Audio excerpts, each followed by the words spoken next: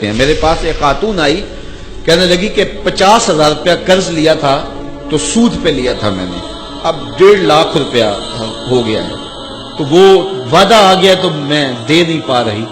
تو ساتھ اس کا بچہ تھا اور وہ ٹانگوں سے معذور تھا, وہ منظر مجھے نہیں بھولتا.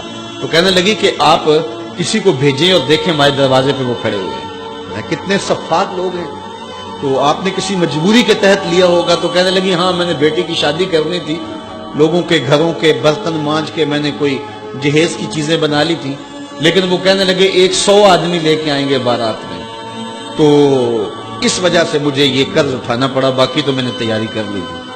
تو میں نے کہا آپ اپنے رشتہ داروں میں شادی کر لیتے جن کو آپ کا احساس ہوتا. تو اس نے مجھے کہا کہ جو بارات لے کے آیا وہ میرا سکا بھائی تھا. سکا بھائی اپنی اس بہن کے گھر اپنے بیٹے کو بیانے آ رہا ہے جس کا شوہر گھر کے برتن بھی بیچ کے نشہ کر لیتا ہے, اور وہ لوگوں کے گھروں کے برتن مانج رہی ہے, اور وہ بھی کہہ رہا ہے میں 100 کا لشکر لے کے حملہ آور ہونا ہے.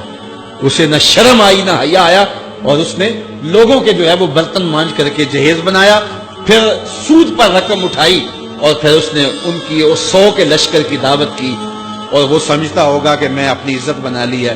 اور میاں تو 3 بندے لے کے آ جاتا اور کہتا کہ ہم کھانا کھا کے آئیں گے, آپ کے گھر سے چائے پیئیں گے.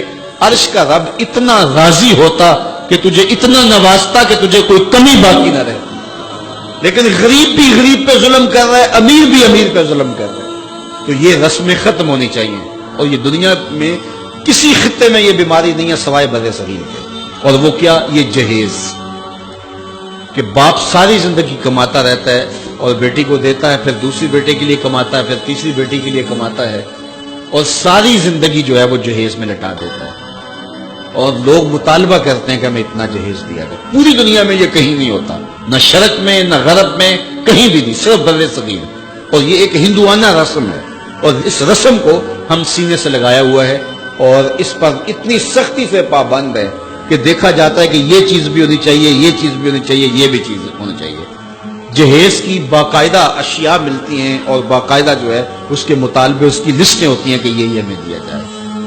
بھلا کوئی جہیز سے بھی امیر ہوا ہے اور اس کے مسائل دور ہوئے ہیں؟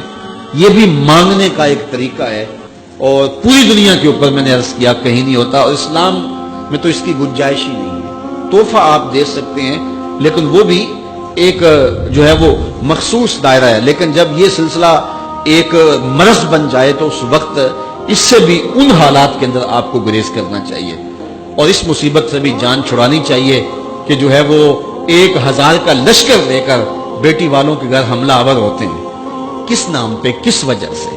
اور وہ لوگوں سے قرض اٹھاتے پھرتے ہیں. اور اس کے لیے ظاہر ہے جو بیٹیوں کے ماں باپ ہیں ان کے لیے اس کے خلاف جہاد کرنا بہت مشکل ہوگا.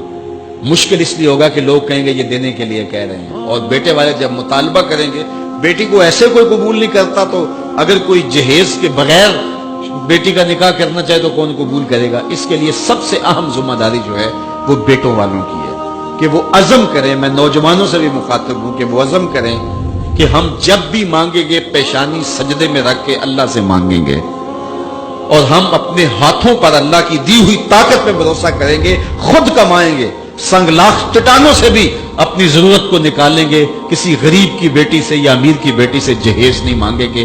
جس نے بیٹی دے دی اس نے کیا باقی رکھا ہے؟